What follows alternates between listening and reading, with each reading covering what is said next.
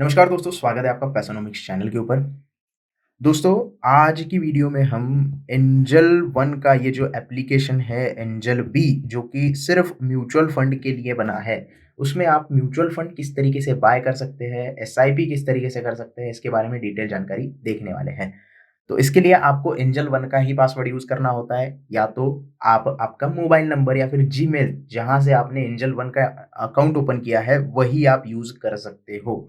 Same mobile number आप use कर सकते हो, ओटीपी आएगा, लॉगिन हो जाएगा और आपको ये सारी चीज़ें यहाँ पे इन्वेस्ट करने के लिए मिल जाएगी। तो जैसे कि आप देख रहे हैं, हमने लॉगिन कर दिया है और अगर आप देखोगे तो यहाँ पे आपका एंजल वन का जो क्लाइंट आईडी है वो दिखाई देगा। यहाँ पे आपका नाम दिखाई देगा, यहाँ पे एंजल वन का क्लाइंट आईडी दिखाई देगा।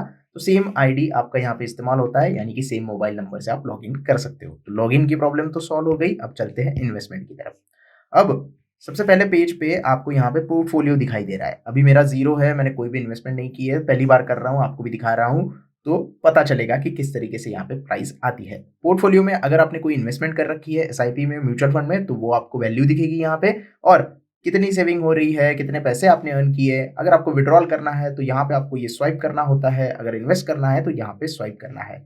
अभी इन्वेस्ट के लिए यहाँ पे कोई ऑप्शन नहीं दिखाई दे रहा है, क्योंकि मैंने कुछ यहाँ पे किया ही नहीं है। तो डायरेक्टली म्यूचुअल फंड के ऊपर आपको जाना होता है और वहां से डायरेक्टली इन्वेस्टमेंट करनी होती है एसआईपी में, या फिर वन टाइम इन्वेस्टमेंट अगर आप करना चाहते हो। तो थोड़ा सा यहाँ पे देखते हैं कि क्या क्या चीजें हैं यहाँ पे। म्यूचुअल फंड है, टैक्स सेविंग की अलग से स्कीम है, गोल्स आपके सेट करने हैं या फिर फाइनेंशियल प्लानिंग आपको करनी है, ये चार ऑप्शन आपको दिए जाते हैं। तो इन चारों में से ऑप्शन आप सिलेक्ट कर सकते हो, या फिर आपका पोर्टफोलियो ट्रैक करना है तो वो भी ऑप्शन यहाँ पे दिया है। गोल्स में अगर आप जाएंगे तो आपके क्या क्या गोल्स है वो आपको यहाँ पे बताना होता है, कि आपको वेल्थ क्रिएट करनी है, चाइल्ड एजुकेशन के लिए रखना है, चाइल्ड वेडिंग के लिए रखना है, सेकंड इनकम बनाना है, कार खरीदनी है। जो भी आप गोल सेलेक्ट करोगे उसके हिसाब से आपको म्यूचुअल फंड यहाँ पे बताया दिया जाएगा और उसमें आप इन्वेस्टमेंट कर सकते हो। तो काफी अच्छा यहाँ पे प्लेटफॉर्म दिया गया है, आप जो भी आपका गोल है वो सेट कर सकते हो। तो इसको बाद में देखेंगे, गोल सेट कैसे करना है वो आपका अपना अपना कर सकते हो आप। फाइनेंशियल प्लानिंग अगर चाहिए तो गाइडलाइन यहाँ पे आपको मिल जाएगी, किस तरीके से आपको मैप तैयार करना है, ये सारी चीजें आपको यहाँ पे मिल जाती है। फिलहाल मैं यहाँ सब स्किप कर देता हूँ, क्योंकि मुझे यहाँ पे टाइम वेस्ट नहीं करना है, आपको बाय करके सारी चीजें दिखानी है। तो हम जाएंगे यहाँ पे म्यूचुअल फंड के सेक्शन में। म्यूचुअल फंड के सेक्शन में जाने के बाद यहाँ पे डिफरेंट डिफरेंट म्यूचुअल फंड आपके सामने ओपन हो जाते हैं। आप सर्च में जा सकते हो और डिफरेंट म्यूचुअल फंड भी यहाँ पे सर्च कर सकते हो। जैसे ही सर्च में जाओगे तो यहाँ पे आपकी जो फेवरेट स्कीम होगी म्यूचुअल फंड की, अगर आपने रिसर्च करके रखा है पहले पहले ही कि मैं इसी स्कीम में इन्वेस्ट करना चाहता हूँ, तो वो सर्च आपको करनी है, यहाँ पे डायरेक्टली सिलेक्ट करना है और इन्वेस्टमेंट करनी है। अगर आप फिल्टर लगाना चाहते हो तो आप फिल्टर भी लगा सकते हो। यहाँ पे फिल्टर लगाने के बाद आपको यहाँ पे कैटेगरीज मिलती है, जैसे कि मैंने ऑलरेडी यहाँ पे सिलेक्ट करके रखी है कि मैं इक्विटी म्यूचुअल फंड में इन्वेस्ट करना चाहता हूँ। आप बैलेंस फंड यूज कर सकते हो, अगर आपको टैक्स सेव करना है तो ईएलएसएस का इस्तेमाल कर सकते हो, डेट फंड यूज कर सकते हो, या अदर्स में भी इन्वेस्टमेंट कर सकते हो। तो ये सब कैटेगरी आपको सिलेक्ट करनी होती है। फंड हाउस सिलेक्ट करने का मौका मिलता है, स्कीम साइज और रेटिंग सिलेक्ट करने का मौका मिलता है। अप्लाई फिल्टर आपको यहाँ पे करना होता है, जिससे कि ये सारे जो एप्लीकेशंस जो भी आपने यहाँ पे सिलेक्ट किए हैं वो अप्लाई हो जाए। अब हमने यहाँ पे अप्लाई कर दिया है, प्लीज वेट कह रहा है, तो डिफरेंट डिफरेंट 128 स्कीम हमारे सामने ओपन हो गई है। अब हम थोड़ा सा सिलेक्ट करते हैं स्कीम को, जैसे कि मुझे इंटरेस्ट है ICICI Pru value discovery direct growth. अभी इसकी एआरक्यू रेटिंग 5 स्टार है। एनुअलाइज रिटर्न आप यहाँ पे देख सकते हैं, 1 साल के 11%, 3 साल के 24% और 5 साल के 14%। स्कीम की साइज आप यहाँ पे देख रहे हैं। क्रिसिल ने क्या रेटिंग दी है, मॉर्निंग स्टार ने क्या रेटिंग दी है और वैल्यू रिसर्च ने क्या रेटिंग दी है, सभी अच्छे अच्छे यहाँ पे रेटिंग्स दे रहे हैं। तो इसको बीच में आप सिलेक्ट कर सकते हो। रेटिंग्स आपको देखनी है तो आपको यहाँ पे मिल जाएगी। उसके नीचे how has this fund perform compare to others, other के साथ कंपैरिजन आपको यहाँ पे देखने की मिलेगी कि कौन सा आपका अच्छा है, तो आप यहाँ पे दे सकते हैं। रिडेम्पशन वैल्यू चार्जेस कौन सा है, अगर आप 1 साल पहले निकालते हो तो 1% आपको एक्स्ट्रा चार्ज लगेगा। 12 महीने के बाद, 1 साल बाद अगर निकालते हो तो कोई भी एक्स्ट्रा चार्ज यहाँ पे नहीं लगेगा विड्रॉल का, रिडेम्पशन का। टैक्स इम्प्लीकेशंस क्या है, लेस देन 1 साल में आप निकालोगे तो 15% टैक्स लगेगा, और 1 साल के बाद लगाओगे तो 10% टैक्स लगेगा। एलटीसीजी लगता है, प्रॉफिट 1 लाख से ज्यादा होता है तो ही। तो ये बातें आपको पता होनी चाहिए टैक्स की भी। तो उसके बाद आप यहाँ पे बहुत सारी चीजें देख सकते हैं। एंजल वन कोई चार्ज लेता है कि आपसे, कोई भी चार्ज नहीं लेता। आप यहाँ पे free of cost mutual fund buy कर सकते हो या एसआईपी बाय कर सकते हो। तो ये सारी चीजें आप देख सकते हो। उसके बाद आपको यहाँ पे अगर एसआईपी करनी है तो इसके ऊपर क्लिक करना पड़ेगा, और अगर आपको इसको कार्ट में रखना है, सिंपली आपको रखना है कि मैं बाद में देखूँगा, तो आप ऐड टू कार्ट कर सकते हो। इस कार्ट में आपकी ये एसआईपी चली जाएगी और आप बाद में इसको बाय कर सकते हो। फिलहाल हम ऐसा नहीं करेंगे, हम इन्वेस्ट के ऊपर क्लिक करेंगे, तो यहाँ पे आपको 2 ऑप्शन मिलते हैं। मंथली एसआईपी करना चाहते हो, तो आप मिनिमम ₹100 से कर सकते हो। और लमसम अमाउंट अगर आप डालना चाहते हो, आपके पास बहुत सारे पैसे पड़े हैं, 1 लाख रुपए, 2 लाख रुपए, तो आप यहाँ पे लमसम अमाउंट डालना चाहते हो तो वो भी कर सकते हो। मिनिमम ₹1000 होने चाहिए। एसआईपी में मिनिमम यहाँ पे मंथली ₹100 की एसआईपी आप कर सकते हो। तो ₹100 की एसआईपी हम चालू करते हैं, क्योंकि एजुकेशन वीडियो है तो ज़्यादा मैं यहाँ पे मेहनत नहीं करवाऊँगा। ₹100 की एसआईपी हम चालू करेंगे। यहाँ पे आप पीरियड सिलेक्ट कर सकते हो। बहुत लोगों का यहाँ पे क्वेश्चन होता है कि पीरियड आपको किस तरीके से सिलेक्ट करना होता है, कि कब तक हम एसआईपी रखें? ये बहुत लोगों का सवाल होता है। तो अंटिल आई कैंसल, जब तक आप कैंसल नहीं कर सकते, कर खुद से कैंसल नहीं करते, तब तक आप एसआईपी शुरू रख सकते हो, या फिर आप यहाँ पे पीरियड भी सिलेक्ट कर सकते हो। जितने साल के लिए आपको रखना है, तो उतने साल के लिए आप पीरियड यहाँ पे सिलेक्ट कर सकते हो। 5 साल के लिए, 10 साल के लिए, 25 साल के लिए। मैं तो यहाँ पे अंटिल आई कैंसल करूँगा। जब तक मैं कैंसल नहीं करूँगा, तब तक ये कैंसल नहीं होगी। मुझे चाहे 6 महीने बाद कैंसल करना पड़े, तो ये आसान हो जाता है। तो आप भी इसे ध्यान में रखें।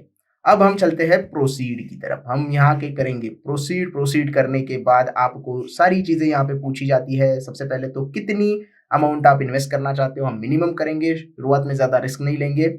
अब हमारा यहाँ पे बैंक सिलेक्ट हो जाएगा।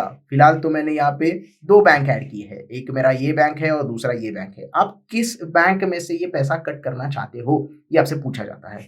तो मैं तो यहाँ पे दूसरा वाला बैंक सिलेक्ट करूंगा। अगर आप ऐड न्यू बैंक करना चाहते हो तो न्यू बैंक भी यहाँ से ऐड कर सकते हो, कोई दिक्कत नहीं है। अब आईसीआईसीआई प्रूडेंशियल जो मेरा यहाँ पे एसआईपी का है, वो यहाँ पे दिखाई दे रहा है। कितने पैसे मैं यहाँ पे भरूंगा वो दिखाई दे रहा है। एसआईपी की स्टार्ट डेट 28 तारीख को एसआईपी शुरू हो जाएगी। आप यहाँ से डेट चेंज भी कर सकते हो, और इन्वेस्टमेंट पीरियड जब तक मैं कैंसिल ना करूँ तब तक। तो ये चेंज भी कर सकते हैं आप। अगर आपको डेट कोई अलग चाहिए तो आप यहाँ पे डेट अलग कर सकते हो, कोई दिक्कत नहीं है। तो आप चेंज कर लो डेट। फिलहाल मैं यहाँ पे 28 की जगह क्या करूंगा, 7 फरवरी कर दूंगा। मुझे अगले महीने से एसआईपी चालू करनी है, तो मैं यहाँ पे सबमिट कर दूंगा। और उसके बाद आपको यहाँ पे कंफर्म करना होता है। ये बटन टिक करने के बाद, ये ऑलरेडी सिलेक्टेड होता है, अगर सिलेक्टेड नहीं है तो सिलेक्ट करना पड़ेगा। तो कंफर्म कर देंगे हम। कंफर्म करने के बाद पहली जो आपकी किस्त है, select preferred e mandate for authorisation, आप यहाँ पे नेट बैंकिंग या डेबिट कार्ड यूज कर सकते हो। उसके बाद आपको इसके ऊपर क्लिक करना है, प्रोसीड करना है, और ये प्रोसीड होगा और आपके सामने इस तरीके का मैंडेट ओपन हो जाएगा। ये मैंडेट बहुत ज़रूरी है। यहाँ पे आपको बहुत सारी चीज़ें ब्लर दिख रही होगी, अगर मेरी पर्सनल चीज़ें, अकाउंट नंबर वगैरह और नाम वगैरह ब्लर दिख रहा होगा, लेकिन आपकी भी ये डिटेल आ जाएगी।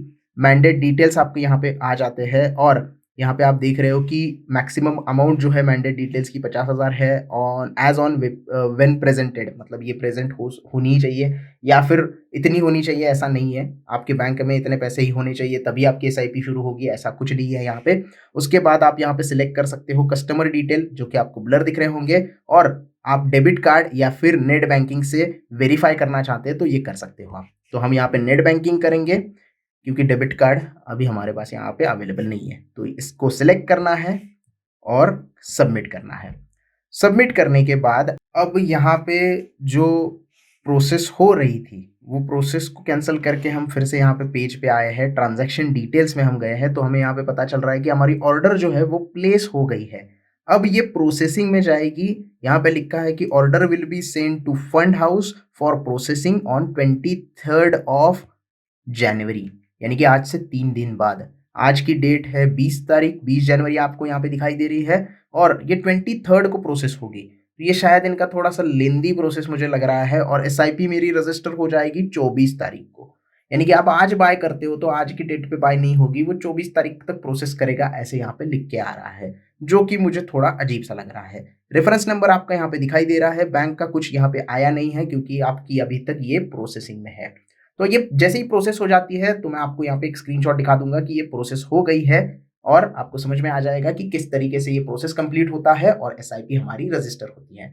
रजिस्ट्रेशन के बाद आपको हर महीने आपके बैंक से डायरेक्टली ये ₹100 जो होंगे वो कट होते जाएंगे, और ई मैंडेट जो है वो डायरेक्टली यहाँ पे प्रोसेस हो जाएगा। तो आपको ज्यादा कुछ करने की जरूरत नहीं। इस तरीके से आप एसआईपी कर सकते हो। और सेम आपको अगर वन टाइम इन्वेस्टमेंट करनी है तो भी मैं आपको प्रोसीजर दिखा देता हूं। अगर मुझे सेम फंड में वन टाइम इन्वेस्टमेंट करनी है तो मैं क्या करूंगा, सेम फंड में जाऊंगा, इन्वेस्ट एसआईपी करूँगा और यहाँ पे लमसम सेलेक्ट करूँगा। अब लमसम में आप क्या करोगे, मिनिमम इन्वेस्टमेंट ₹1000 है, तो मिनिमम आप 1000 करना चाहते हो तो कर सकते हो। प्रोसीड में जाना है आपको, यहाँ पे आपको अमाउंट कितना इन्वेस्ट करना है वो लिखना है, यहाँ पे एक साथ वो आ जाएगा। उसके बाद आपको कन्फर्म करना है। जैसे ही आप कन्फर्म करोगे तो आपको यहाँ पे नेट बैंकिंग और यूपीआई का ऑप्शन मिल जाता है। क्योंकि ये वन टाइम इन्वेस्टमेंट है तो आप डायरेक्टली यहाँ पे नेट बैंकिंग से या फिर यूपीआई से कर सकते हो। फिलहाल मैं यूपीआई यहाँ पे सिलेक्ट नहीं कर सकता क्योंकि इस वाले टैब में जो है वो यूपीआई सिलेक्टेड नहीं है। तो आप यहाँ पे बैंक सिलेक्ट कर सकते हो, जिस भी बैंक से आपका पैसा कट होना है one time investment mutual fund के लिए, तो आप यहाँ पे वो सिलेक्ट कर सकते हो। नेट बैंकिंग सिलेक्ट करके रीडायरेक्ट हो जाओगे आप उस बैंक की वेबसाइट पे और वहां पे जाके आप डायरेक्टली पैसे पे कर सकते हो और आपका इन्वेस्टमेंट जो है वो उसी दिन से चालू हो जाएगा। एसआईपी की तरह यहाँ पे देर नहीं लगेगी, इन्वेस्टमेंट तुरंत हो जाएगा, पैसे तुरंत कट हो जाएंगे और उसी दिन से आपकी जो है म्यूचुअल फंड शुरू हो जाएगी। तो ये वन टाइम इन्वेस्टमेंट का तरीका है और जो पहले हमने देखा वो एसआईपी का तरीका है। आई होप आपको वीडियो पूरी अच्छी तरीके से समझ में आ गई होगी। म्यूचुअल फंड में आप इन्वेस्ट करना चाहते हैं या नहीं चाहते हैं, ये मुझे कमेंट में बता सकते हैं। और भी कोई डाउट्स है तो वो कमेंट में पूछ लेना। बाकी वीडियो कैसा लगा ये भी कमेंट में बता देना और वीडियो अच्छा लगा हो तो लाइक करना, चैनल को सब्सक्राइब करना ना भूले और वीडियो को ज़्यादा से ज़्यादा शेयर करें। मैं मिलूंगा नेक्स्ट वीडियो में, तब तक के लिए धन्यवाद।